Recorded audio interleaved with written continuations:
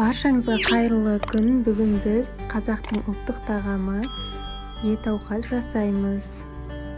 Ет асудағы бірнеше лайфхактармен бөлісетін боламын. Және де видеоны соңына дейін көріп, менің каналыма жазылуды ұмытпаңыздар.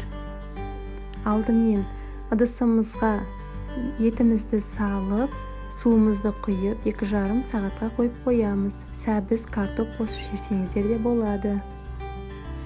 Мен қамырды сорпаға илеймін.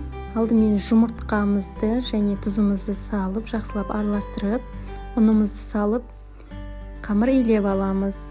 Егер сорпаның тұзы тіктеу болса, тұз салудың қажеті жоқ. Қамырымызды илеп, 20 минутқа бетін жауып қойып қоямыз. Міне, иленген қамырымыз дайын. Мен әрдайым қамырды сорпаға илеймін. Егер сіздер бұл әдісті қолданбаған болсаңыздар, жасап көріңіздер. Қамырымыз өте дәмді болып шығады. Осылай дөңгелек етіп жайып аламыз. Қамырымызды әр бөлікке бөліп кесіп аламыз. Қамырларыңыз бөлек-бөлек әдемі болып піседі. Осылай кесіп аламыз.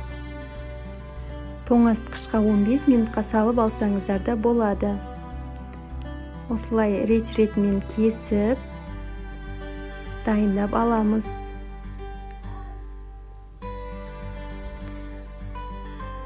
Қамырымыз осылай болып шығады.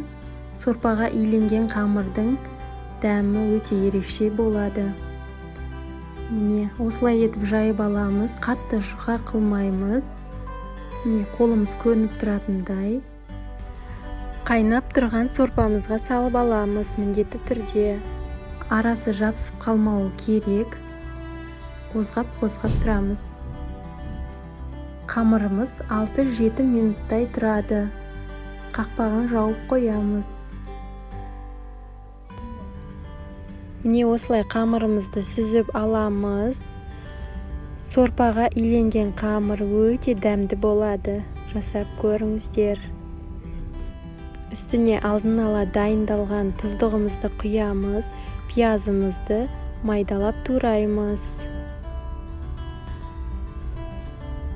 Картопымызды, сәбізімізді осылай орналастырып, етімізді саламыз. Мен міндетті түрде қазы қосамын. Өйткені қазы қосылған ет ауқаттың дәмі ерекше дәмді болады. Осылай жасап көріңіздер. Тұздығымызды ең бетіне тағы да салып қойсаңыздар болады. Біздің ет ауқатымыз дайын. Мен үйшімізге қарапайым етіп жасадым.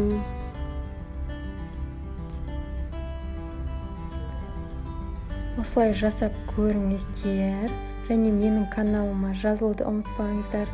Қоңыраушаны басып қойыңыздар. Лайк, комментарий қалдыруды ұмытпаңыздар.